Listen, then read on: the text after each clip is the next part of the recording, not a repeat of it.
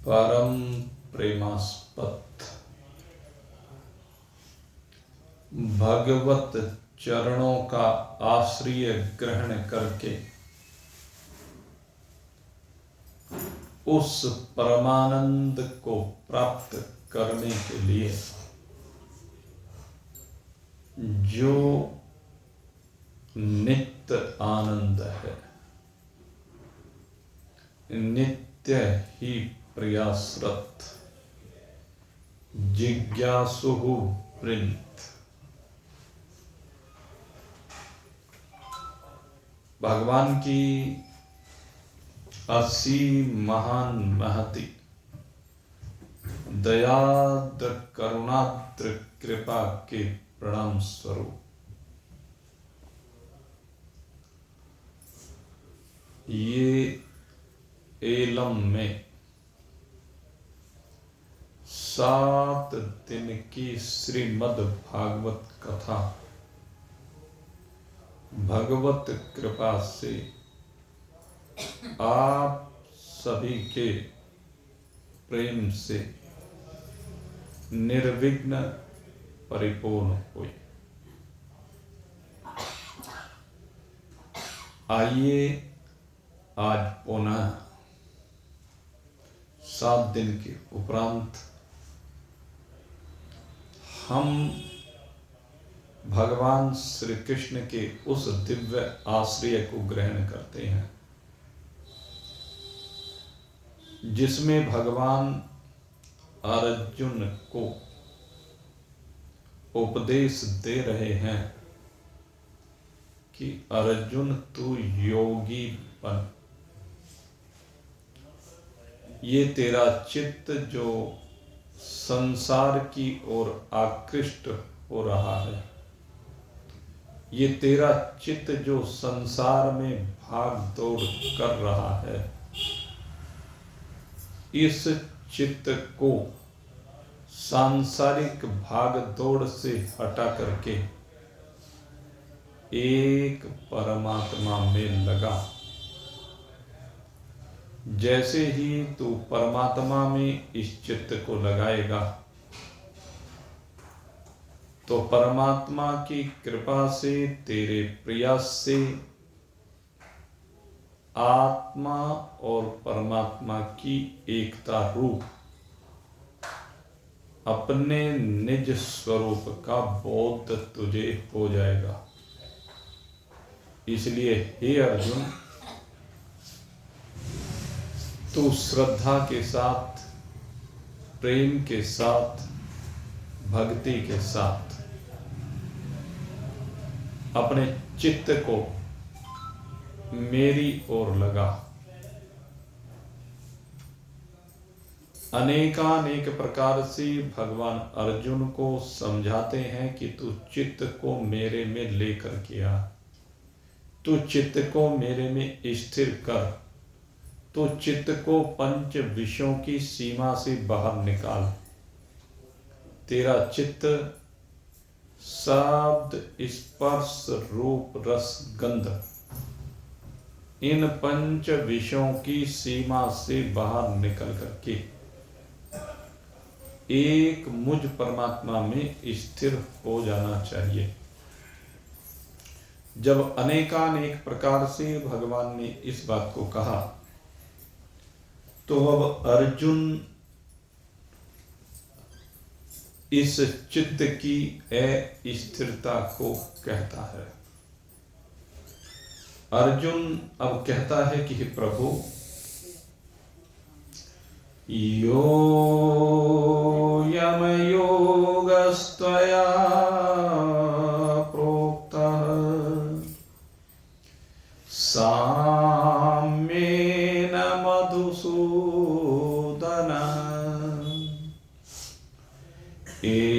एतस्याहं न पश्यामि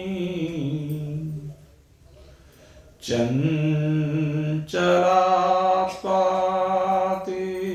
स्थितिं स्थिरा। हे भगवान, हे मधुसूदन, आपने मेरे सम्मुख जिस योग का वर्णन किया है, जिस एकाग्रता का वर्णन किया है, वो बात तो आपकी सही है, लेकिन ये जो हमारा मन है ना, कहते ये मन बड़ा चंचल है, और इस मन की चंचलता के कारण से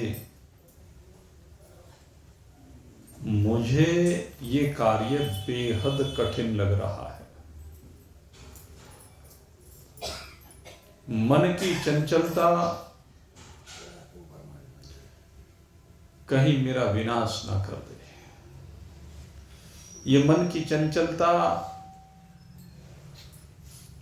मुझे आपके ध्यान में स्थिर नहीं होने देती है। हे प्रभु, मैं इस मन की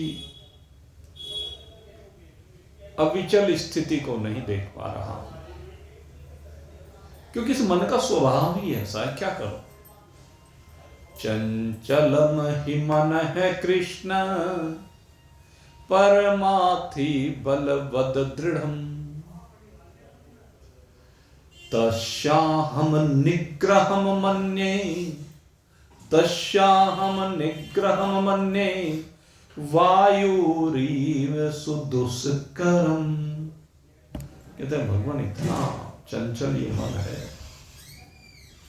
और ये मन न केवल चंचल है अपितु प्रमथन स्वभाव है। प्रमथन स्वभाव यानी मंथन करने वाला, यानी इस मन का स्वभाव ऐसा है कि हम एक जगह पर टिकाना भी चाहें तो भी टिकता नहीं है, बारंबार भाग जाता है। और कहां भाग जाता है? कहता परमथन स्वभाव है, जैसे निरंतर मंथन होता है, निरंतर इसमें से विकल्प निकलते हैं। हम इसे इस ओर लेकर जाना चाहते हैं, इस ओर भाग लेता, इधर लेकर जाना चाहते इधर भाग लेता, पूर्व में ले जाना चाहे पश्चिम में दौड़ लगा देता, पश्चिम में ले जाना चाहे पूर्व में दौड़ लगाता है, उत्तर में ले जाना चाहे दक्षिण में ले जाना चाहे उत्तर में दौड़ता है। कभी ऊपर, कभी नीचे, कभी दाएं, कभी बाएं, कभी घर में, कभी धन में, कभी मान सम्मान पद प्रतिष्ठा में,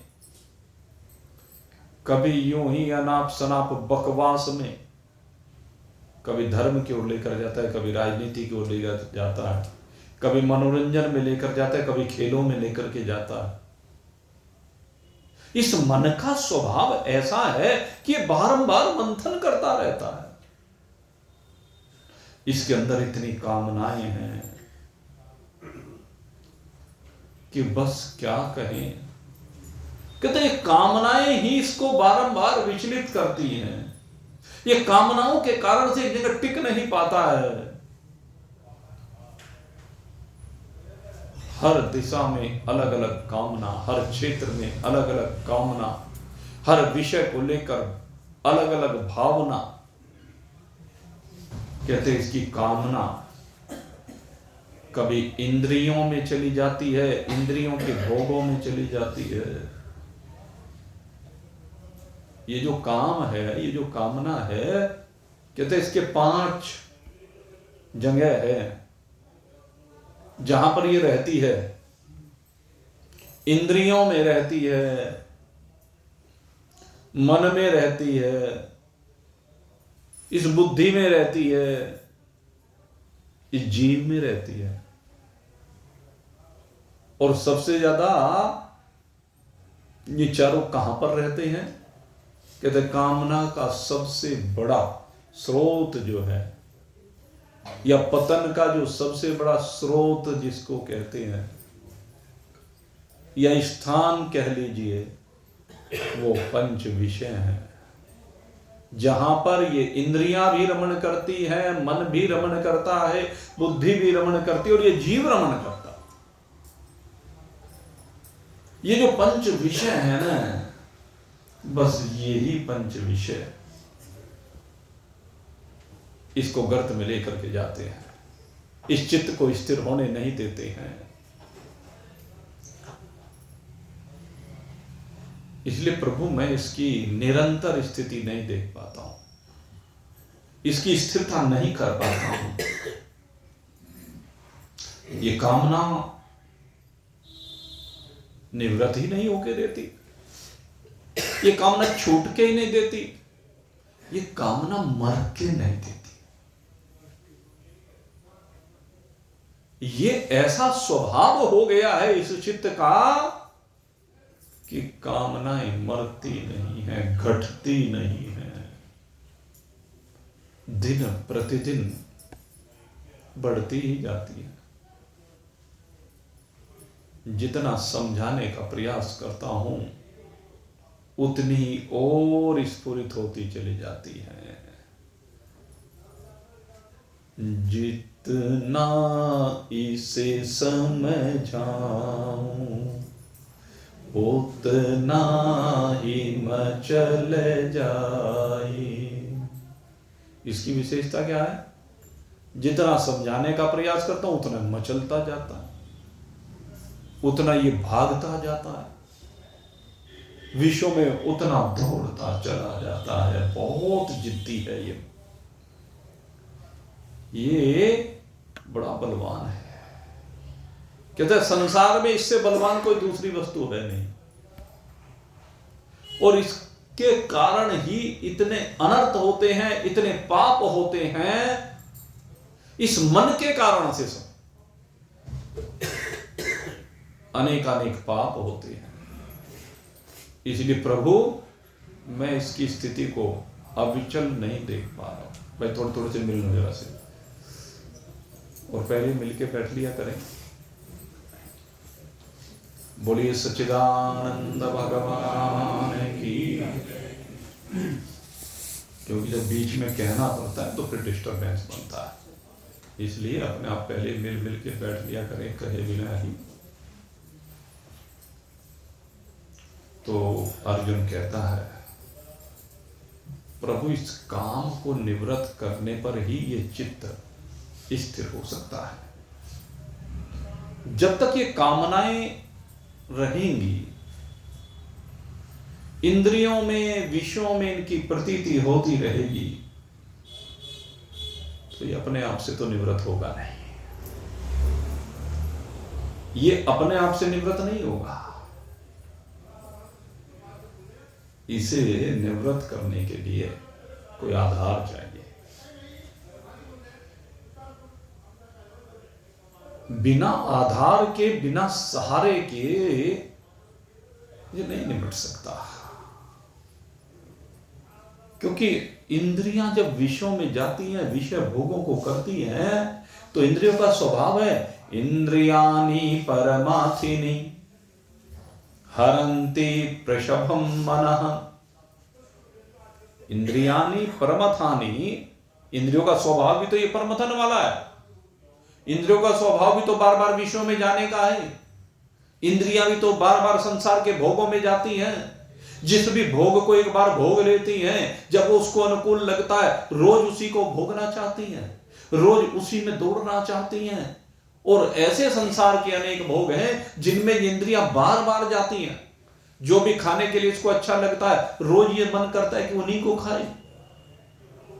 ये जो इंद्रियों का स्वभाव है, जो मन का स्वभाव है, इन विषयों की ओर आकृष्ट होने का प्रभु इंद्रियाणि परमाथिनी हरन्ति प्रसभम मनः।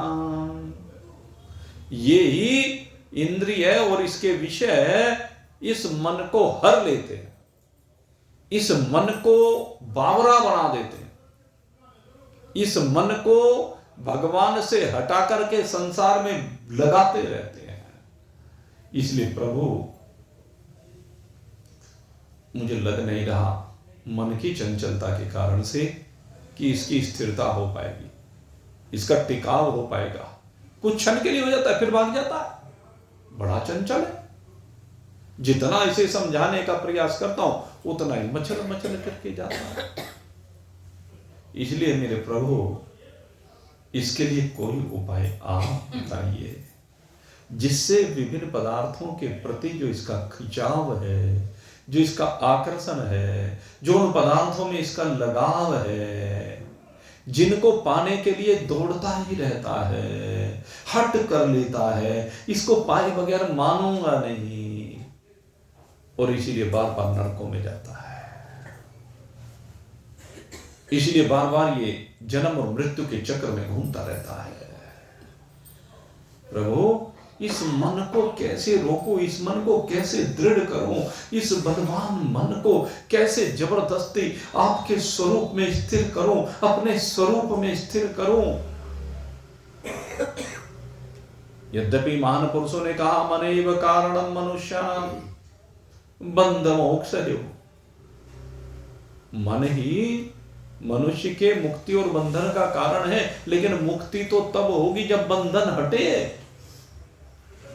जो बेड़ियों में हम जकड़े पड़े हैं, जो तरह तरह के स्वभाव हमारे बन गए हैं, उन स्वभावों को छोड़ना नहीं चाहते। हमें पता है कि फलानी वस्तु हमारे लिए हानिकारक है, लेकिन मन का स्वभाव ऐसा है कि उस हानिकारक वस्तु को भी छोड़ के नहीं देता। कितने संत समझा ले, भगवंत भी आकर के समझाए तब भी छोड़ के नहीं देता। ऐसा बुरा हाल है इसका।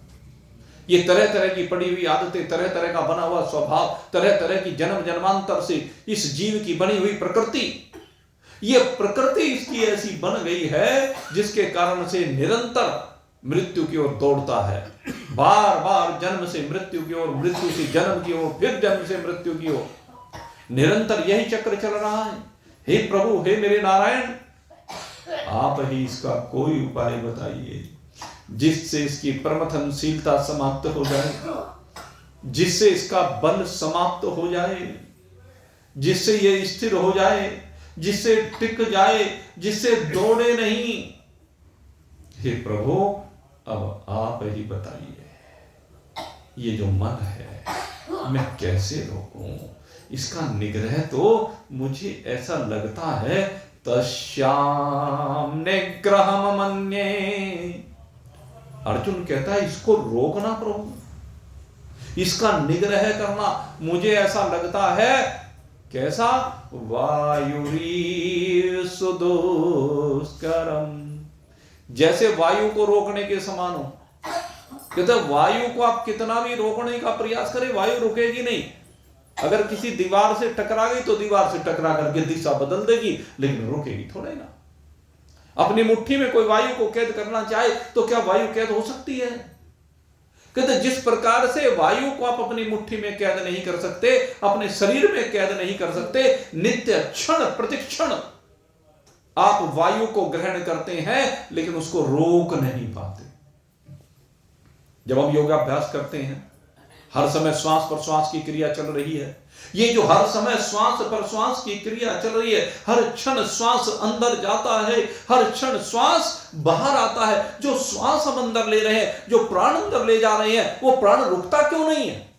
वो प्राण टिकता क्यों नहीं है? कहते हैं जिस प्रकार से प्राण नहीं टिकता है, जिस प्रकार से वायु टिकता नहीं है, जिस प्रकार से वायु रुकता नहीं है, ऐसे ये मन भी टिकता नहीं है। और ये मन, प्रभु शास्त्रज्ञ कहते हैं, विद्वान कहते हैं, हमारे संत कहते हैं कि ये मन इन प्राणों के पंखों पर बैठकर ही गमन करता है। अगर यदि इन प्राणों को रोक दिया जाए तो मन भी रुक जाएगा, लेकिन जिस प्रकार से प्राण रुक नहीं सकते, उसी प्रकार से मन को रोका नहीं जा सकता। इसलिए प्रभु मुझे उपाय बताइए। आपने कह तो दिया कि तू मन को आत्मा में ला, मन को परमात्मा में ला, लेकिन मन परमात्मा में टिकेगा कैसे? एक बार हम हिम्मत करके प्रयास करके ले भी आए, लेकिन वो टिकता ही नहीं है। श्वास जैसे टिकती नहीं है, ऐसे ये टिकता नहीं है। अब इसको टिकाने का उपाय बताएं प्रभु, इसका निग्रह करने का उपाय बताएं प्रभु। तो अर्जुन ने 2 श्लोकों में मन की चंचलत्व के ऊपर चर्चा की है। अब भगवान मन के निग्रह का उपाय बता रहे हैं। मन के निग्रह के लिए भगवान कहते हैं संशयं महाबाहो मनो दुर्निग्रहं चलम् अभ्यासेन तु कौन्तेय वैराग्येन च गृह्यते। भगवान कहते हैं अर्जुन, अपनी जगह पर जो बात तू कह रहा है, सांसारिक चीजों को लेकर के जो बात तू कह रहा है, वो बात तेरी अपनी जगह ठीक है।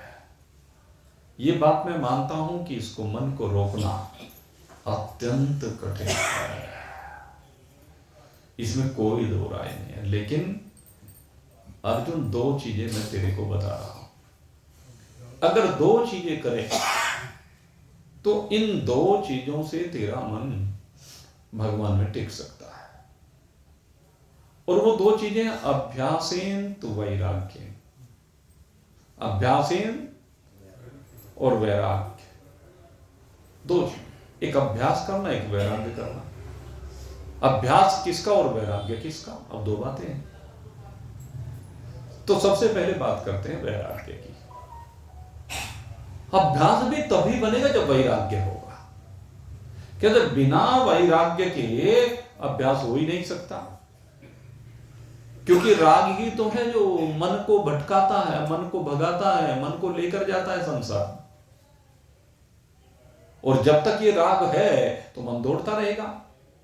इसलिए भगवान कहते हैं पहले तुझे अपनी समझ ये बनानी पड़ेगी कि मेरा संसार में राग क्यों है, और जो राग है, जिसके कारण से राग है, उस कारण को समाप्त करना पड़ेगा। हम संसार से जो चिपके बैठे हैं, जरा उस संसार की वास्तविकता को देखें तो सही, इस संसार की अस्थिरता को देखो तो सही, संसार की विनाशिता को देखे तो सही, संसार के परिवर्तन को देखे तो सही, संसार के अनित्यत्व को देखे तो सही। हम देखते हैं संसार एक तो परिवर्तनशील है। हम जो संसार को रूप को देख रहे हैं, अभी अभी जो रूप हमें संसार का दिखाई दे रहा है, कहते क्षण मात्र में ही रूप बदल जाता है। भले ही हम कहें कि नहीं जी ऐसा कैसे दी, यही तो विशेषता। लगता है कि निरंतर एक जैसा है, लेकिन किसी भी संसार की एक वस्तु को ले लीजिए और जरा थोड़े से समय अवधि में उसके ऊपर चिंतन कीजिए। मनुष्य का शरीर जो हमें मिला, बाल्यावस्था को देखें। बाल्यावस्था से अगर यदि हम रोज देखेंगे, जैसे बालक को रोज देखते हैं, तो रोज हमें कोई बढ़ता हुआ दिखाई थोड़ा ना देता है। लेकिन अगर यदि हम तुलनात्मक रूप से देखें कि एक वर्ष के अंदर कितनी वृद्धि हुई, तो दिखता है कि नहीं दिखता है। 2 वर्ष में देखें तो दिखता है कि नहीं दिखता है, बालक बढ़ता हुआ दिखता है। लेकिन जरा चिंतन करें, ये जो बढ़ता हुआ दिख रहा है, ये एक दिन में परिवर्तन हुआ क्या? हर क्षण बदल रहा है। एक बीज बोया गया जमीन में बीज बोने के बाद आप देखते हैं कुछ दिनों के बाद जरा सा वैसे ही अंकुर सा निकल करके आता है। फिर वो अंकुर निकल करके धीरे धीरे धीरे वृद्धि को प्राप्त होते होते कितना विशाल रूप धारण कर ले। अब वो निरंतर बढ़ रहा है, उसकी बढ़वार को हमारी आंखें पकड़ नहीं पाएंगी, देख नहीं पाएंगी, लेकिन परिवर्तन तो निरंतर हो रहा है। और एक स्थिति में बढ़वार के बाद फिर घटवार होती है। पहले बढ़ता है फिर घटता है। जैसे आप अपने शरीरों को देखो, पहले आपका शरीर बढ़ा जवानी तक, अब रोज परिवर्तित तो अब भी हो रहा है। पहले वृद्धि लगती थी, अब ह्रास लगता है। यही संसार का सिद्धांत है। बढ़ा है सो घटेगा, बना है सो मिटेगा। तो प्रतिक्षण परिवर्तित हो रहा। तो पहली बात तो है संसार की परिवर्तनशीलता को देखें कि संसार नित्य परिवर्तनशील है। अभी अभी आप जो नई से नई वस्तु लेकर के आए वो लाते ही पुरानी हो गई। गंगा जी के किनारे बैठ करके देखिए, गंगा जी के किनारे बैठ करके हमें दिखता है कि निरंतर गंगा जी एक गति से बह रही है। हमें लगता है कि निरंतर गंगा जी का जल हमारे सामने जो का तो बना हुआ है, लेकिन वास्तव में जो जल आपके सामने अभी अभी है वो अभी अभी में कितनी दूर निकल गया है। अब वो निरंतर दूसरा जल हमारे सामने आ रहा है। पहाड़ों में जाते हैं, पहाड़ देखते हैं कि एक जैसे दिखाई दे रहे हैं, ये निरंतर परिवर्तनशील है दृश्य। किसी भी वस्तु को ले लीजिए तो सबसे पहले सब वस्तुओं की परिवर्तनशीलता को देखिए कि हर वस्तु परिवर्तनशील है। वैराग्य के लिए सबसे जरूरी है। और परिवर्तनशील होने के बाद उसकी अनित्यता के ऊपर विचार कीजिए और फिर विनाशिता के ऊपर विचार कीजिए, क्योंकि प्रत्येक वस्तु पहले परिवर्तित होती है और फिर एक दिन विनिष्ट हो जाती है। हमारे पास जो भी कुछ है वो एक एक करके हम जोड़ते हैं, घर में लाते हैं और फिर वो विनिष्ट होते चला जाता है। आप रोजाना सब्जियां खरीद करके लाते हैं, अनाज खरीद करके लाते हैं, अनाज का आटा बनाते हैं, रूप परिवर्तित कर रहे हैं, आटे की रोटियां बनाते हैं, रोटी के टुकड़े बनाते हैं, एक एक करके खाते चले जाते हैं। हो गया ना? जयराम जी की रोटी बना करके खाई जयराम जी की, अन्न रूप समाप्त हो गया। उसका जो अन्न का रूप परिवर्तित हो रहा था वो समाप्त हो गया। सब्जियां जो लेकर आए थे, सब्जियों का रूप समाप्त हो गया। सब्जी और अन्न शरीर बन गए, वो शरीर रूप में परिवर्तित हो गए। कुछ अंश उसका रक्त बन गया, उसका कुछ अंश अस्थियों का रूप धारण कर लेता है, कुछ त्वचा का रूप धारण कर लेता है, कुछ रोम का रूप धारण कर लेता है, कुछ नाखूनों का रूप धारण कर लेता है। ये सब अन्न ही तो अपना रूप बदल करके रूपों में आ गया। अन्न विनिष्ट हो गया, नई चीज का सृजन हो गया। तो ये निरंतर यही हो रहा। तो इस जगत की विनाशिता के ऊपर, जगत के परिवर्तन के ऊपर, जगत की अन्यतता के ऊपर हम जरा चिंतन करके देखें और फिर शरीर के ऊपर चिंतन करके देखें। सबसे जरूरी है शरीर के ऊपर चिंतन करना, क्योंकि सबसे ज्यादा जो हमारा चिपकाव है वो इस शरीर से है। हमने इस शरीर को अपना मान लिया है, और सही कहूं तो मैं मान लिया। अधिकांश लोग इस शरीर को मैं माने बैठे कि मैं ये शरीर हूं, और इसीलिए इस शरीर के पोषण में ही लगे रहते हैं। कुछ मैं से निकल करके मेरे पर आ जाते हैं, लेकिन वास्तव में शरीर ना मेरा है न ये शरीर मैं हूं। जब ये मैं और मेरेपन की भावना इसमें समाप्त हो जाएगी, मैं और मेरापन शरीर के प्रति निवृत्त हो जाएगा, मेरे मित्र वास्तविकता तभी समझ में आएगी, तभी वैराग्य होगा इस शरीर से। अन्यथा इस शरीर से वैराग्य होने वाला नहीं है भाई। और जब तक वैराग्य नहीं होगा तब तक परमात्मा में टिकाव हो नहीं सकता। इसलिए भगवान कह रहे हैं कि तो वैराग्य से संयुक्त हो। ये संसार जो हर समय बदल रहा है, किसी भी समय एक जैसा रहता नहीं है, हर समय इसकी अवस्थाएं बदल जाती हैं। तो इन बदलती हुई अवस्थाओं को देखिए, इससे वैराग उत्पन्न होगा। हर वस्तु के बारे में चिंतन कीजिए, उसकी परिवर्तनशीलता के बारे में, तो वैराग्य होगा। और फिर जितने संबंधी हैं उनको भी देख लो। इस शरीर के जितने भी संबंधी हैं, दो प्रकार के संबंधी होते हैं, आपको बताया। एक संबंधी तो जीव रूप में है, और एक संबंधी जड़ रूप में है। जो जीव रूप में संबंधी है उनसे मोह के कारण से हमारा अटैचमेंट होता है, या मैं कहूं जो सट विकार हैं उनके कारण से उनसे लगाव भी होता है और विलगाव भी होता है। दोनों चीजें हैं।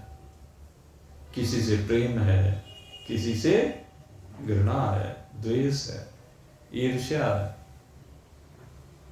दोनों भाव देखने को मिलेंगे। इसलिए कहते हैं जितने भी अपने कहलाने वाले संबंधी हैं इस शरीर के, उनसे हमारा लगाव हो जाता है, उनसे हमारा प्रेम हो जाता है, उनसे हम अनुकूलता की इच्छा करते हैं। ये सबसे बड़ी बात है। उनसे हमारे मन में रहता है कि ये हमारे अनुकूल हो जाए। जिनको अपने कहते हैं अनुकूल हो जाए, उनसे यही तो अपेक्षा है। माँ बाप जैसे सदा अनुकूल होते हैं बच्चे के लिए, वो अलग बात है कि बच्चे होते हैं कि नहीं होते हैं। माँ बाप तो सदा ही अनुकूल रहते हैं, माँ बाप तो सदा ही बच्चों का हित करते हैं, लेकिन ये आवश्यक नहीं है कि बच्चे भी सदा हमारे अनुकूल हो जाए। और आज के युग में तो भाई सब देख रहे हैं, उसे मजबूरी कहो या स्वार्थ कहो, दोनों स्थितियां हैं। अभी एक दो दिन पहले ही कोई सज्जन मेरे पास आए, बड़े परेशान थे, धन दौलत प्रचुर मात्रा में है हो, कहने लेकिन जी क्या करूं, इसको खाऊं क्या? मैंने कहा खाने की आवश्यकता नहीं है, बांटने की आवश्यकता है। कहने लगे जी बच्चे तो अमेरिका में सेट हो गए और मेरे से अमेरिका जाया नहीं जाता, मेरे से रहा नहीं जाता अमेरिका में। कुछ दिन को चला जाता हूं तो मुझे तो वहां जेल दिखाई देती है, क्या करूं? कहने लगे उसके पास भी भरपूर पैसा है, उसे मेरे पैसे की कोई कामना नहीं है।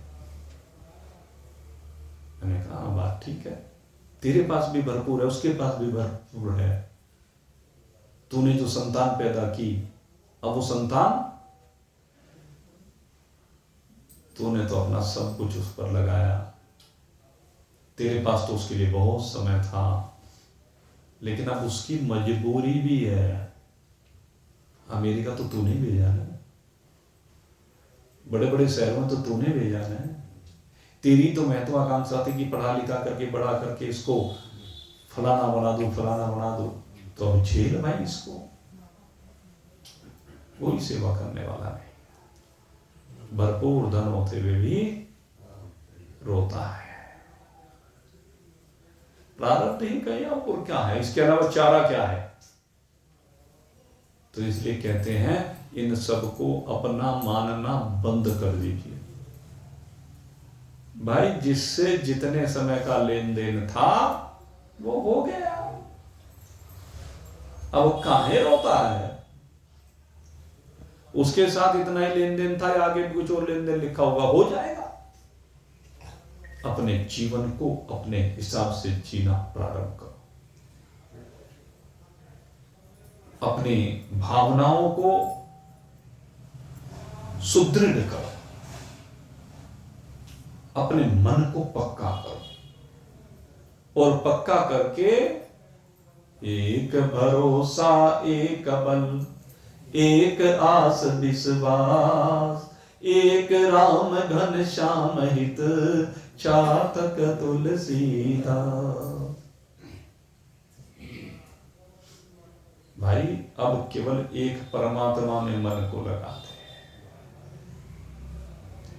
एक अपने आप को परमात्मा को समर्पित कर दे, और वो जैसा भी रखे, जिस हाल में रखे, शरीर तो है नहीं, इस शरीर को मेरा मानना बंद कर दे, इस शरीर को मैं मानना बंद कर दे, और फिर देख तो आना, न तुझे बच्चे याद आएंगे, न तुझे उनके कर्म याद आएंगे। क्या याद आएगा? एक परमात्मा। और जिसको केवल सदा परमात्मा ही स्मरण रहता है, परमात्मा के अतिरिक्त और कुछ स्मरण ही नहीं रहता है, उसे फिर फुर्सत कहाँ है? मुझको मेरे यार से फुर्सत ही नहीं। ऐसा मन को बना देना चाहिए कि बस मेरा यार परमात्मा, बस उसी में आनंद है और सब भूल जाइए, केवल एक याद रहे और उसको कभी भूलिए नहीं, उसको कभी बिसरिए नहीं, क्योंकि वही एकमात्र आधार है। जैसे गोपियां किसे याद रखती हैं? एक को, और वो एक कौन है? परमात्मा है, कृष्ण है, और उनकी एक ही भावना रहती है,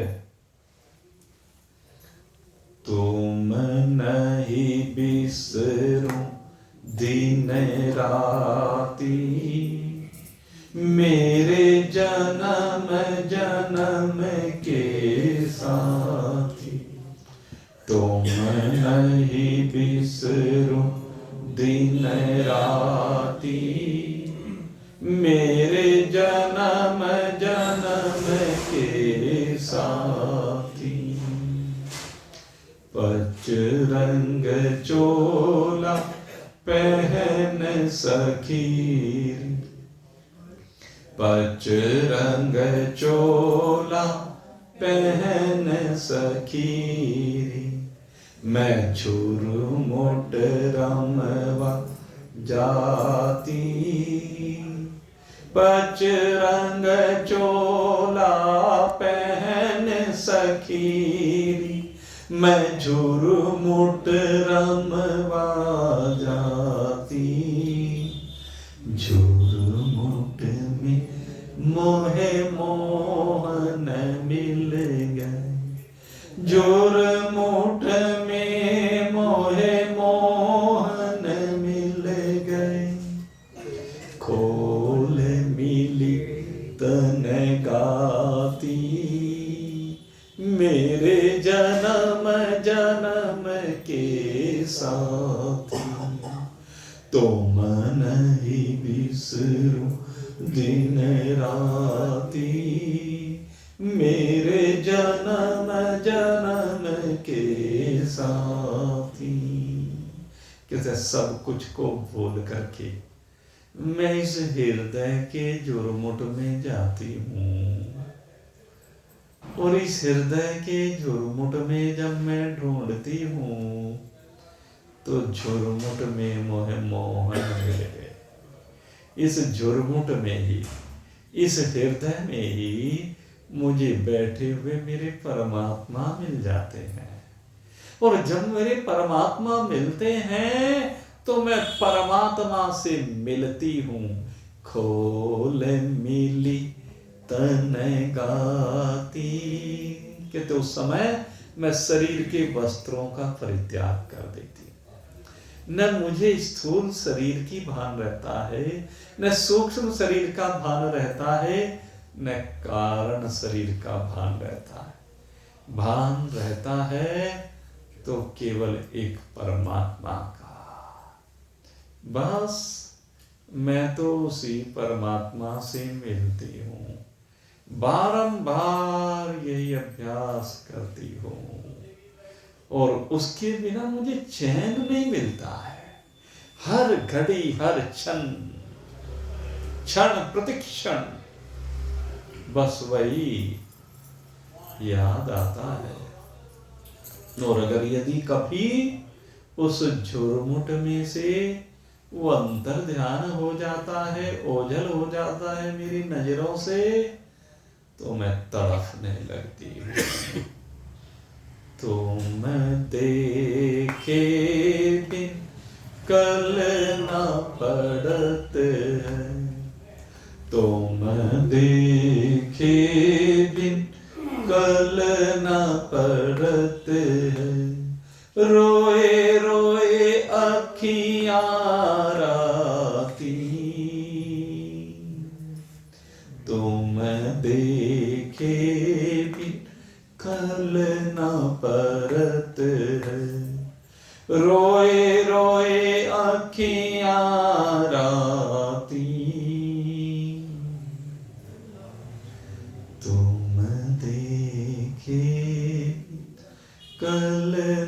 पड़त है।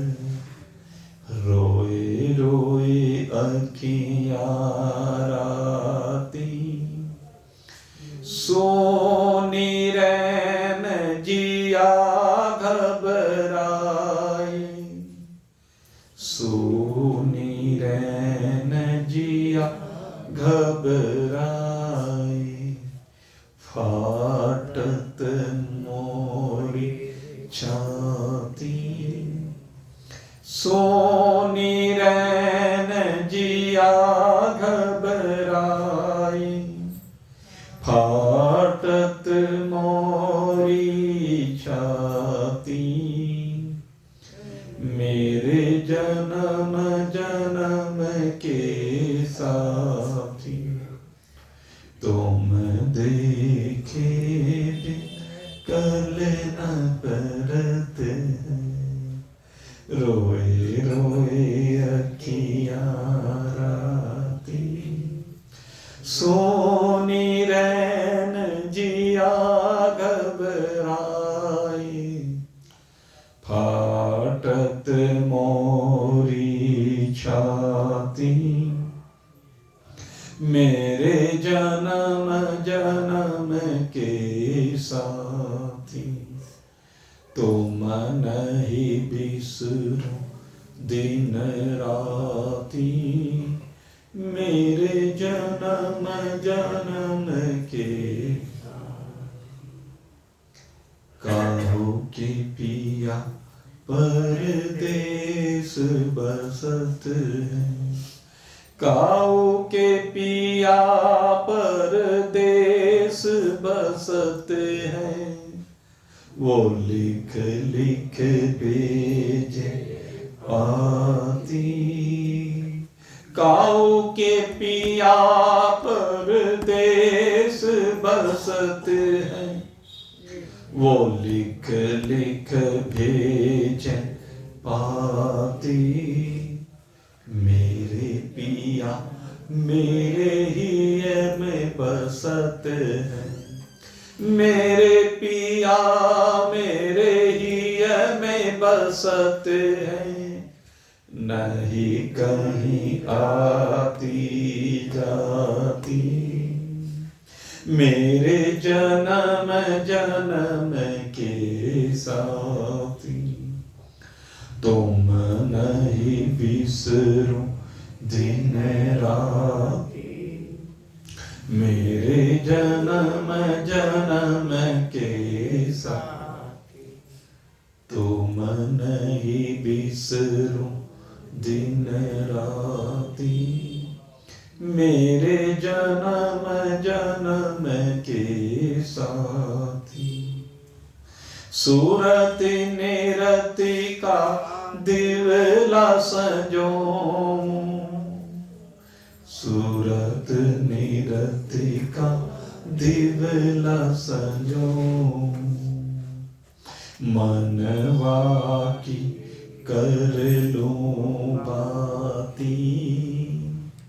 सूरत निरति का दिवला संजों, मनवा की बात।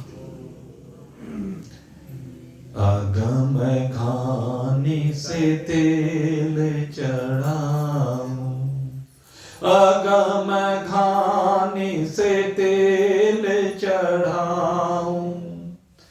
बाल रही दिन राती, मेरे जन्म जन्म के साथी, तुम नहीं बिसरो दिन राती। मेरे जन्म जन्म के साथी, तुम नहीं बिसरो दिन राती। मेरे जन्म जन्म के साथी। जाऊं ना पीहर वे, जाऊं ना ससर वे। जाऊं ना पीहर वे, जाऊं ना ससर वे। जाऊं ना पीहर वे, जाऊं न ससुर वे, पिय सो नेह लगाती, जाऊं न पीहर वे, जाऊं न ससुर वे, पिय सो नेह लगाती। मेरे तो प्रभु गिरधर नागर, मेरे तो प्रभु गिरधर नागर, निरख निरख सुख पाती। मेरे तो प्रभु गिरधर नागर, निरख निरख सुख पाती। मेरे जन्म जन्म के साथी, तुम नहीं बिसरो दिन राती। मेरे जन्म जन्म के साथी, तुम नहीं बिसरो दिन राती। मेरे जन्म जन्म के साथ, मेरा जो जन्म जन्म का साथी है। सबने साथ छोड़ दिया, लेकिन वो कभी मेरा साथ नहीं छोड़ता है। भले ही मैं उसे भूला बिसरा बैठा हूं, लेकिन वो कभी भूलता बिसरता नहीं है। इसलिए भगवान से प्रार्थना करें, प्रभु हम तुझे कभी भूले नहीं, कभी तुझे बिसरे नहीं, सदा तेरी याद बनी रहे। संसार के साथियों को तो सबको छोड़ना ही है, तुम छोड़ो या वो छोड़े, क्या फर्क पड़ता है। संसार और संसार के साथियों को भूलिए और बस एक परमात्मा का सहारा लीजिए। फिर कोई कहीं जाए, अगर एक बार मेरा प्रभु मेरा हो गया है तो मेरा, लेकिन तू समझ नहीं रहा है।